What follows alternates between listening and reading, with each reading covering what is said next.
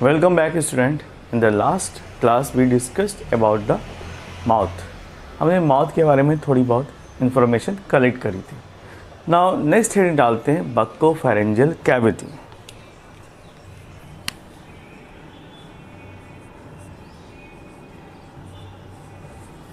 Buccopharyngeal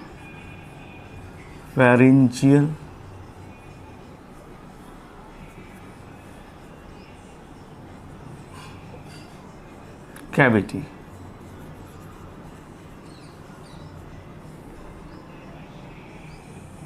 mouth से related जो part था उसका हमने डायग्राम भी बनाया था. Now let us start about the buccopharyngeal cavity. Heading डाल दीजिए बक्कोफेरेंजियल कैविटी. ये क्या होता है?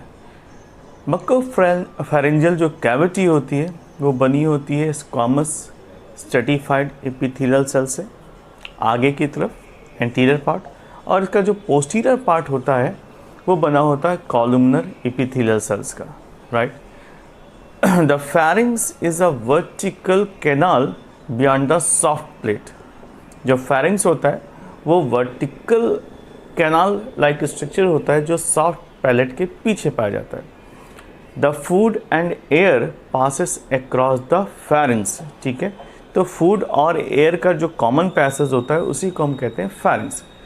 और फेरिंग्स को फर्दर 3 हिस्सों में डिवाइड किया जा सकता है: नेजोफेरिंग्स, ऑरोफेरिंग्स एंड लैरिंजोफेरिंग्स. ठीक है, तो अब बक्कोफेरेंजियल कैविटी के बारे में लिख लेते हैं कुछ point. First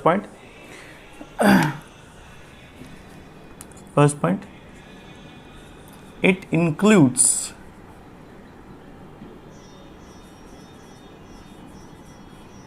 to part. First part को हम कहते हैं एंटीरियर पार्ट, या इस तरह से लिख लीजिए anterior buccopharyngeal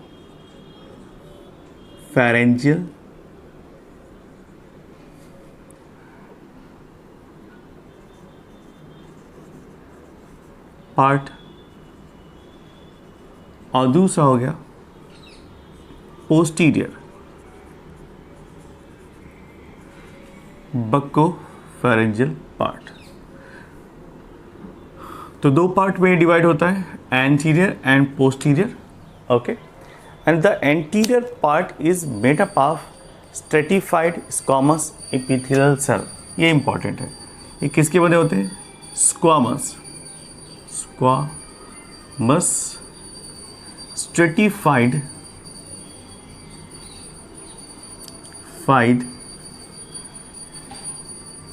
epithelial cell. Okay, ये इंपॉर्टेंट पॉइंट है. आपने पढ़ा ही होगा द टिश्यू में, टिश्यू के बारे में डिफरेंट टाइप के. तो ये किसके बने होते हैं? स्क्वामस स्ट्रेटिफाइड एपिथेलियल सेल के बने होते हैं. नाउ नेक्स्ट जो पोस्टीरियर पार्ट होता है वो किसका बना होता है? It is made up by columnar epithelial sales.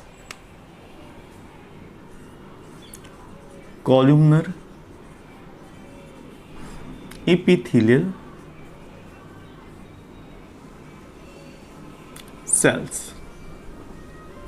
Okay, तो this is the part of buccopharyngeal cavity. Anterior part जो कि बना होता है किसका? स्क्वामस का. और पोस्टीरियर पार्ट बना होता है कॉलमनर एपिथेलियल सेल का. राइट. नेक्स्ट आता है इसके बाद pharynx.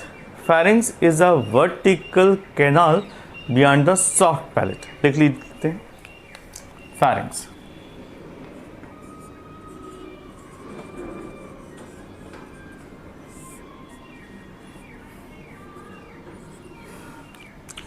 It is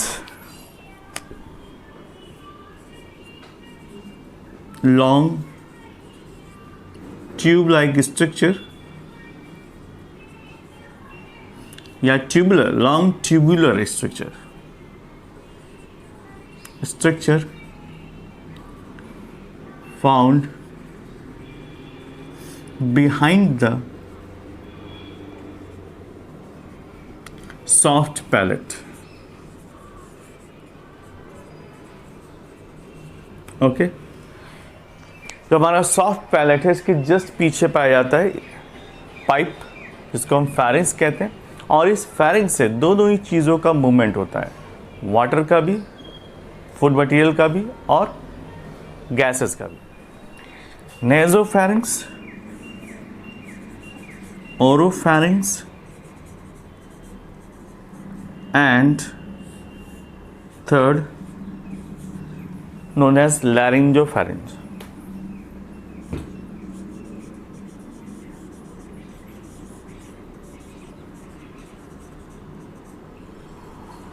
Okay, so in this way we can divide the pharynx into three parts: naso, oro and laryngo. यहाँ से साउंड का प्रोडक्शन होता है, इसी को हम लैरिंग्स भी कहते हैं।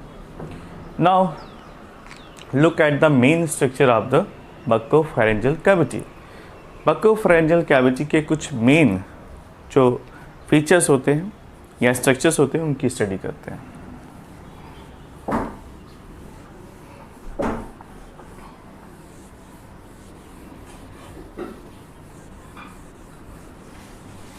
हेडिंग डाल दीजिए, main structures of buccopharyngeal cavity. First है, इसको हम कहते हैं palate. Structures of buccopharyngeal cavity. First आता है, इसको हम पैलेट कहते हैं। What is palate? The roof of the buccal cavity is called palate. जो बक्कोफेरेंजियल कैविटी है उसके नीचे का जो हिस्सा है यानी रूफ जो बनाता है उसी को हम बक्कोफेरेंजियल कैविटी कहते हैं। Palate is the part of the roof of buccal cavity. तो जो बक्कोफेरेंजियल कैविटी है या बक्कल कैविटी है उसका जो रूफ है उसी को हम पैलेट कहते हैं। तो लिख लीजिए, palate is a roof of buccal cavity.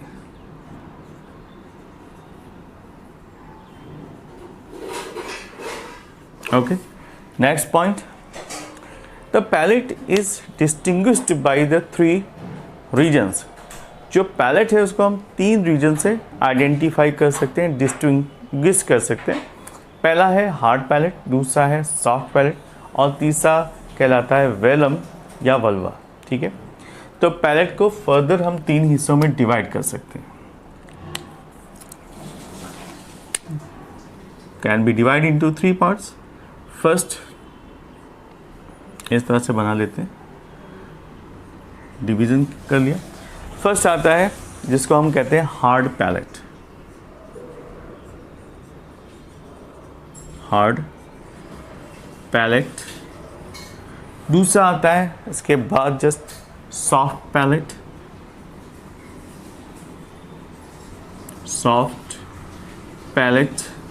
और इसके बाद आता है थर्ड जिसको हम कहते हैं वेलम या फिर vulva. Vulva. Okay, now what is hard palate? It is the anterior part which is a bony portion or formed of maxilla and palatine bone. In the case of human, यहाँ पर maxilla और palatine जो bones होते हैं इनके fusion से ये part बनता है। तो लिख लीजिए, hard palate is the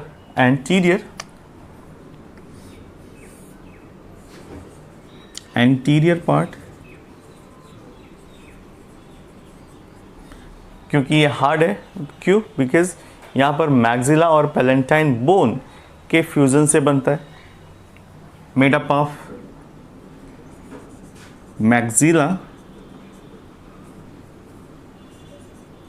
end palatine bone.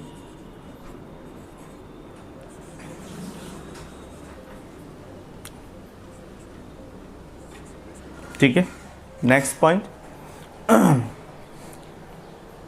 Hard palate have transverse ridges जिसको हम पैलेंटाइन रग भी कहते हैं। यहाँ पर रीजेस पाए जाते हैं, आप चेक करके देख सकते हो अपने हार्ड पैलेट पे, तो यहाँ पर कुछ ना कुछ आपको उभार से नज़र आते हैं। ठीक है, इसी को हम कहते हैं पैलेंटाइन रग। तीसरा पॉइंट लिख लीजिए, यहाँ पर आपको पैलेंटाइन रग्स देखने को मिलते हैं। पैलेंटाइन रग्स का कंपेयर करें एक हर्बीवोरस और कार्निवोरस से, तो कार्निवोरस में ज़्यादा वेल डेवलप्ड पाए जाते हैं। ठीक है, तो यहाँ पर लिख सकते हैं it is well developed in carnivorous mammals. well developed in carnivorous।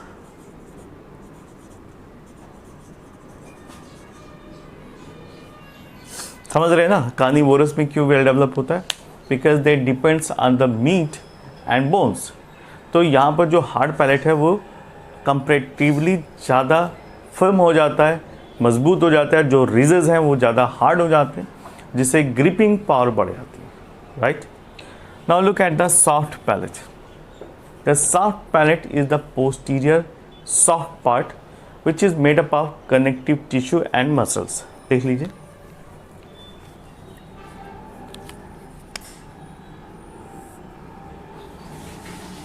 it is found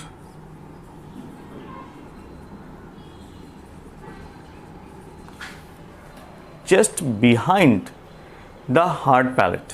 hard palate के जस्ट पीछे पाया जाता है, इसलिए इसको हम क्या कहते हैं? Posterior soft part, known as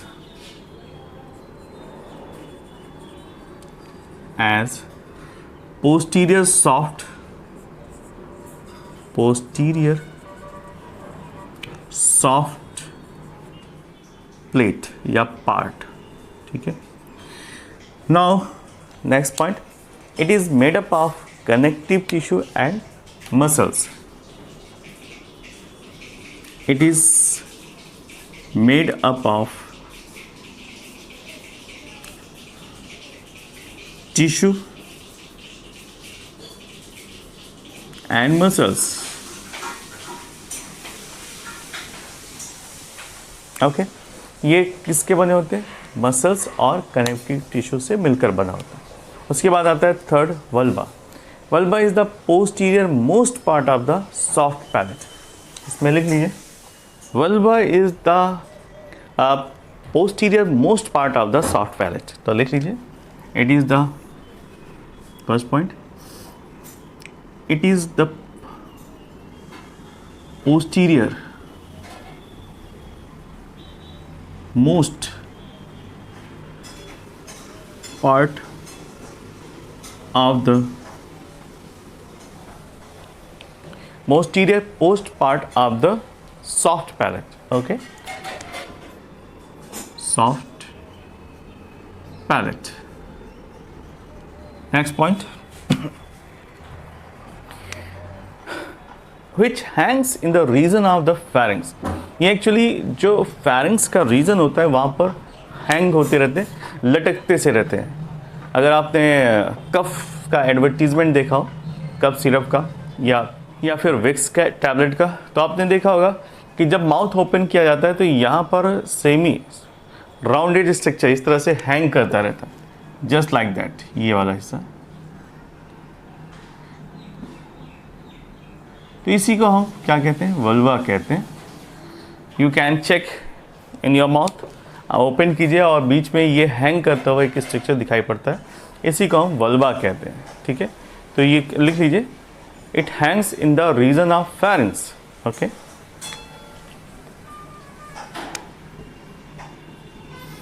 it hangs in the region of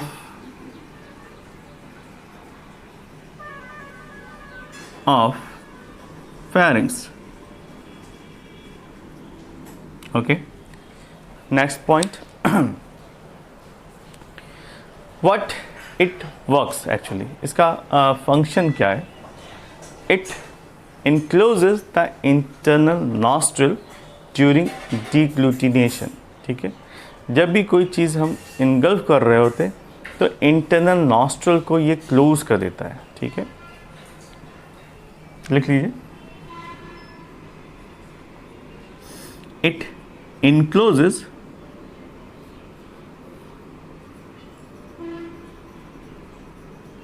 the internal nostril.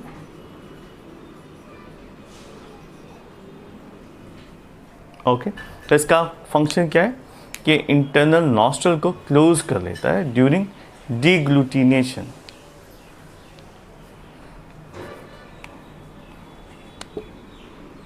During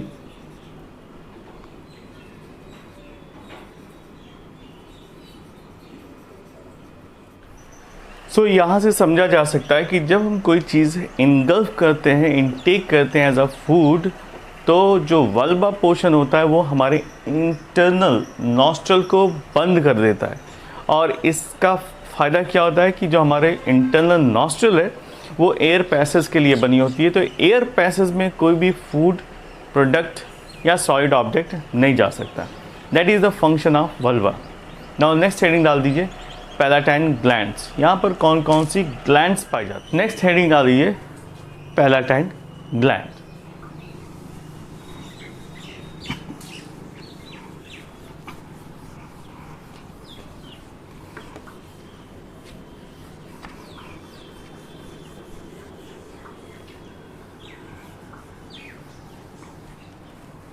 next heading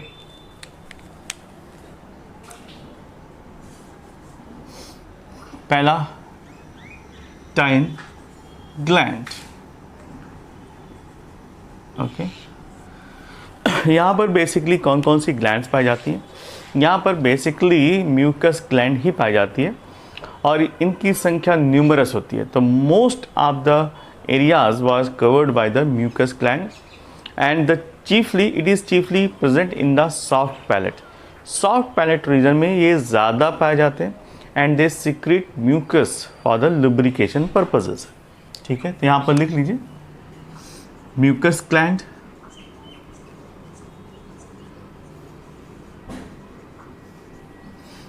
ये पाए जाते हैं found maximum in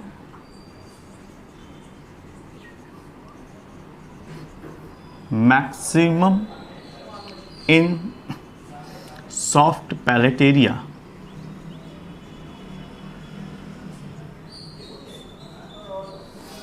Now what is the function of mucus gland?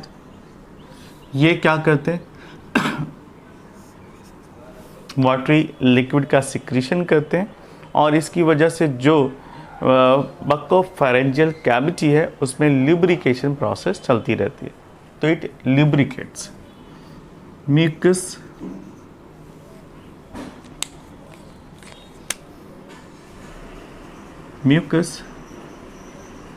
lubricate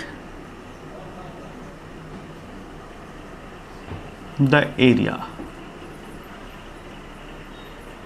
okay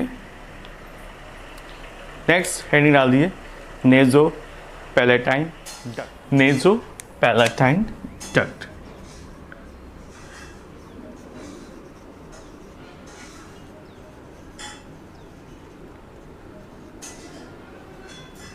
duct ये कहाँ पर होते हैं. The naso palatine duct is found in one pairs. ठीक है it is found in other mammals जैसे कि रैबिट्स में पाए जाते हैं.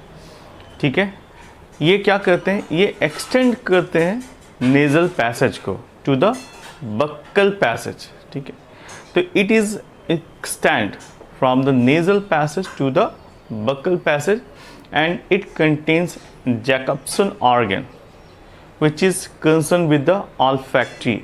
ठीक है यहाँ पर ख़ास बात क्या है किस लिए मैंने आपको यहाँ पर स्पेशली बताया क्योंकि यहाँ पर पाया जाता है जैकबसन ग्लैंड जो कि स्मेल के लिए रिस्पॉन्सिबल होता है. तो सिर्फ एक पॉइंट में लिख लीजिए found in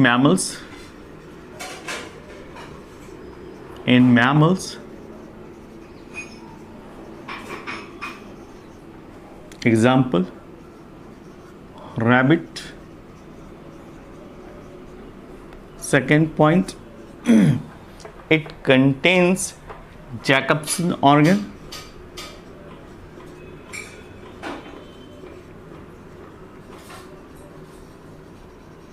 which is related with the olfactory lobe या olfaction.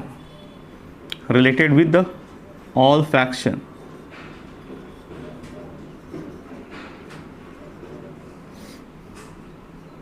olfaction का मतलब होता है स्मेल से रिलेटेड, ठीक है। तो ये जो जैकब्सन ऑर्गन पाया जाता है वो स्मेल से रिलेटेड होता है।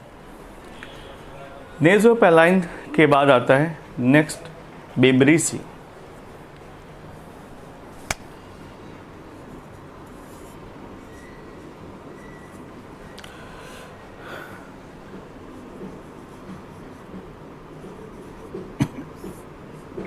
बेब्रेसी क्या होता है? ये एक्चुअली टफ्ट ऑफ हेयर है जो अपर लिप में पाया जाता है। आप मैमल्स में कंसीडर करेंगे या हाँ, ज़्यादातर मैमल्स में आपको देखने को मिलता है। कैट है, रैबिट है, आपने देखा होगा वहाँ पर हेयर लाइक बिग टफ्ट पाए जाते हैं। Even in the human beings also, but ये टफ्ट थोड़ा सा अलग होते हैं क्योंकि ये सीधे प्रोजेक्टेड होते हैं और इसी को हम कहते हैं बेब्रेसी। इसके बाद आता है हेयर क्लेफ्ट। ये क्लेफ्ट किस में पाया जाता है? रैबिट के केस में और दूसरे ऑर्गेनिज्म के बीच में, बट ह्यूमंस में नहीं पाया जाता। बेब्रेसी में लिख लीजिए, in the case of rabbit it is found as a tuft of hairs. Tuft of hairs found in mammals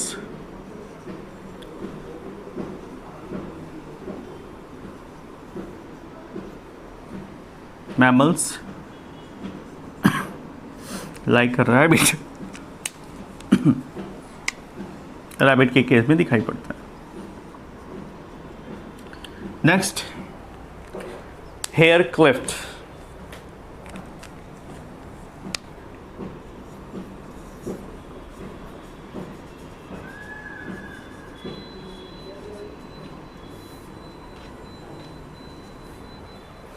hair cleft क्या होता है? A cleft is a upper lip of rabbit which is a bilobed, ठीक है। जो अपर Clift पाए जाते हैं वो एक्चुअली बाइलोब्ड होती है, दो हिस्सों में डिवाइडेड होती है, इसी को हेयर क्लेफ्ट कहते हैं, ठीक है। लिख लीजिए इसमें, ये Clift of upper lip of upper lip found in rabbit। और इससे क्या होता है कि जो अपर लिप होता है वो दो हिस्सों में डिवाइड हो जाता है, बाई लोब्ड कंडीशन पाई जाती है। नाउ नेक्स्ट आता है टंग। हेडिंग डाल दीजिए, टंग।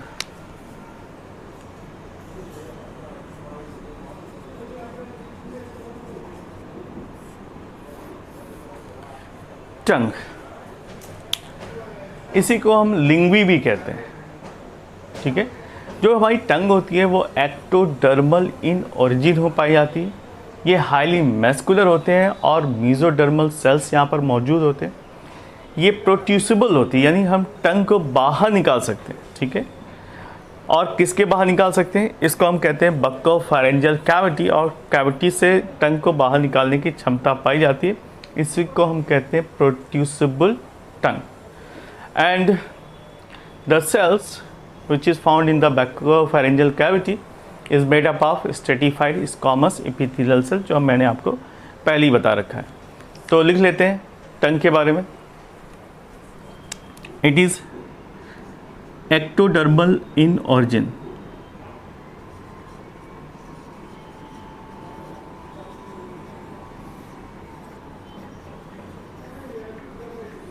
एक्टोडर्मल का मतलब समझ रहे हैं ना? हमारी जो बॉडी है वो 3 प्रिजम्पटिव लेयर से मिलकर बनी होती है। एक्टोडर्मल यानी सबसे बाहरी लेयर, मीजोडर्म मिडिल लेयर, और एंडोडर्म यानी सबसे लास्ट की लेयर, नीचे की लेयर।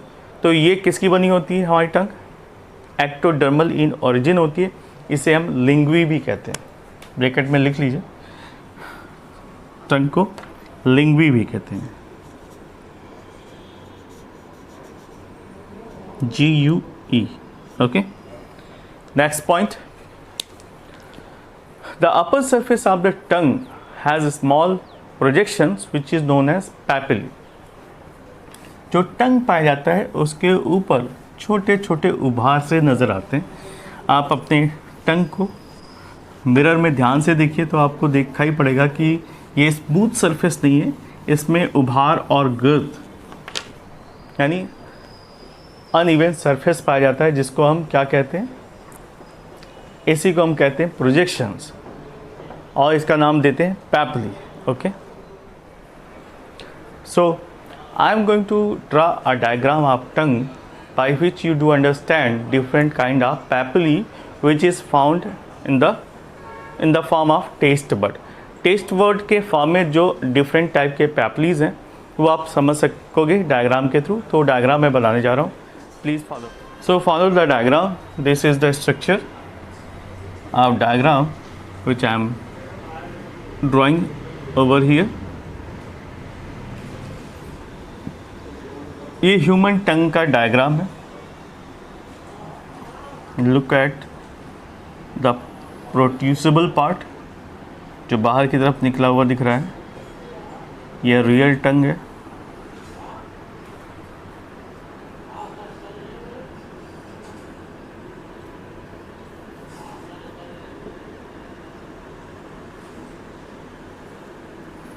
ये हाईली मस्कुलर पाया जाता है।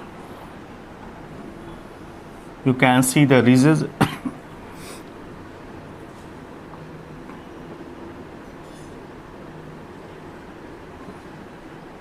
ये कुछ इस तरह से दिखाई देता है। नाउ इसको और अच्छे से डायग्राम को क्लियर करते हैं।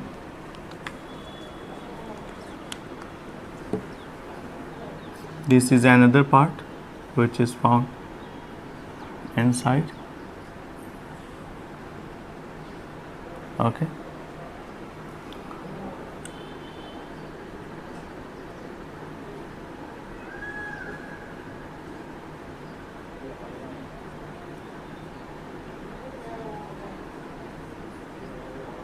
it's quite complex structure।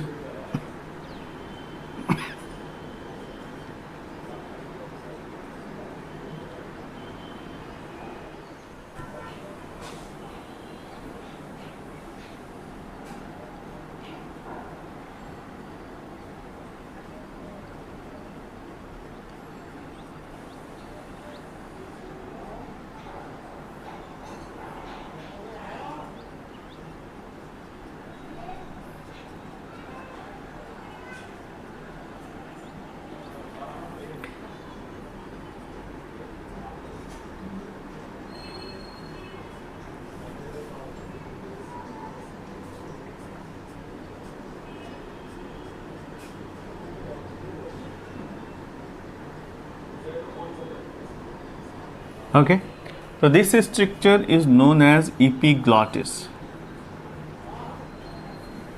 इस हिस्से को हम epiglottis कहते हैं।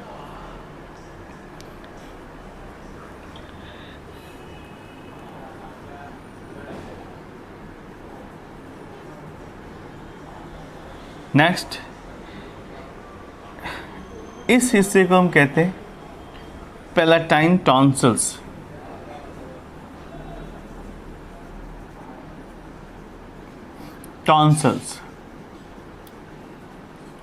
टॉन्सिल्स आपने देखा होगा कि यहाँ पर उभार आता है बच्चों के गर्दन के पास, ठीक है। तो इसी को हम कहते हैं पैलेटाइन टॉन्सिल्स। और उसके बाद इस वाले हिस्से को जो यहाँ जस्ट नीचे पाया जाता है, इसको कहते हैं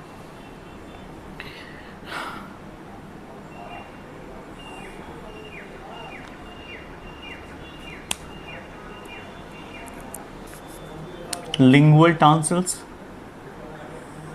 इसे हम लिंगुअल टॉन्सिल्स कहते हैं। टॉन्सिल्स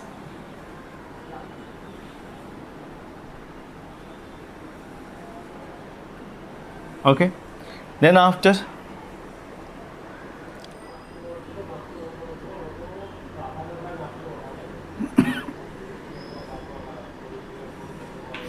इसको हम कहते हैं फोरामन सीकम। फोरामन सीकम।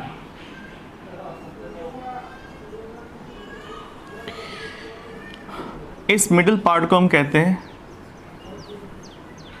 सल्कम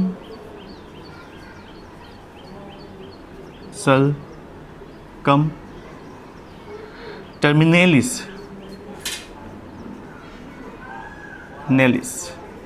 ओके। इसके बाद यहाँ पर पाया जाता है कहीं पर फंजीफॉर्म लैंगुअल papillae, फंजीफॉर्म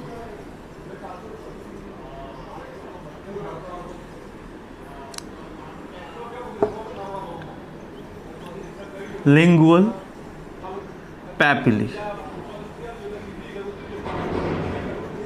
Okay, so this is the structure of human tongue. और यहाँ पर आप देख सकते हैं कि सभी पार्ट्स क्लियर दिख रहे हैं। एपिग्लॉटिस ऊपर की तरफ दिखाई पड़ रहा है।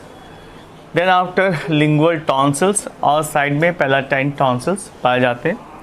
देन आफ्टर ये हिस्सा जो आपको दिखाई दे रहा है, जो लिंगुअल टॉन्सिल्स के साथ टंग को ऐड करता है, उसे हम फोरामन सीकम कहते हैं। नाउ लुक एट दिस टंग। यहाँ पर आपको 3 तरह के पैपिले पाए जाते हैं, फंगीफॉर्म, फिलीफॉर्म और सर्कमवैलेट लिंगुअल पैपिला। तो this is the arrangement of papillae in the tongue. और ये उभरे हुए होते हैं, इसलिए आपने देखा होगा तो जो टंग का स्ट्रक्चर है वो रफ सा दिखाई पड़ता है। तो यहाँ पर डॉटेड लाइन से इसे दिखा देते हैं। यह रफ स्ट्रक्चर है इसलिए डॉटेड लाइन से शो करते हैं।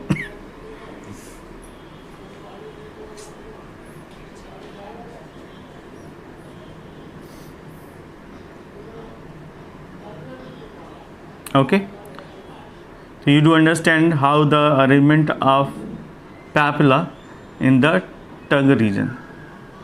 तो जो फंजीफॉर्म है वो आगे की तरफ, इसके पीछे फिलीफॉर्म और सबसे पीछे सर्कमवैलेट पैपिला पाए जाते हैं।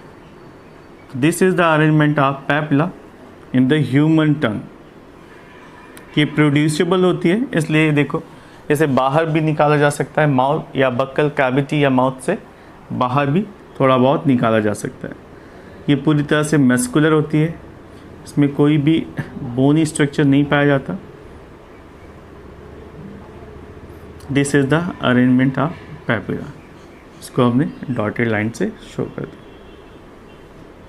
राइट।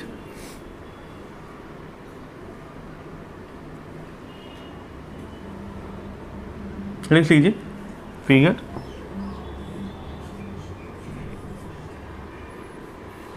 ह्यूमन टंग।